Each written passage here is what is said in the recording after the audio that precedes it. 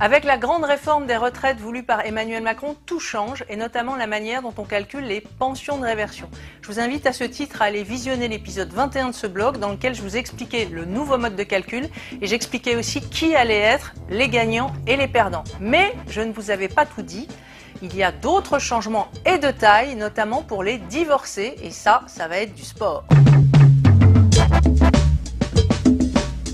Dans le futur régime universel, la manière dont on calcule la pension de réversion est totalement transformée. Mais il y a une autre transformation dont j'aimerais vous parler, c'est ce qui se passe en cas de divorce. Aujourd'hui, la pension de retraite du défunt, et notamment sa pension de réversion, était partagée entre tous les conjoints avec lesquels il avait été marié au prorata de la durée de mariage de chacun. Donc s'il avait 3 ex-conjoints, eh bien ces 3 personnes avaient droit à une part de sa pension de réversion en cas de décès. Dans le futur régime universel, tout ça c'est fini, le partage entre ex-conjoints. C'est le dernier conjoint en date, celui qui est marié avec le défunt au moment du décès, qui perçoit seul la pension de réversion. Donc, les ex-conjoints n'ont plus le droit au partage de la pension de réversion, mais en échange, ils peuvent demander au moment du divorce au juge des affaires familiales de majorer leurs prestations compensatoires puisqu'ils n'auront plus droit à la pension de réversion. Quand va s'appliquer ce nouveau dispositif? Eh bien, il entrera en vigueur